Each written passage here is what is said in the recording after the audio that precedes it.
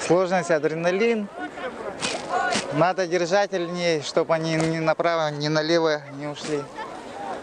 И желательно достичь финиша. Я думаю, наверное, все равно, собрались лучшие, наверное. И гонщики, и спортсмены собрались оленеводы, сильнейшие оленеводы, наверное, не только, наверное, с Якутии, да и из других регионов нашей страны, России. Впечатление вообще хорошее. Я не первый раз здесь, 12 лет назад тоже здесь был, в Якутии. Вот. Поэтому еще раз увидеть, это вообще классно.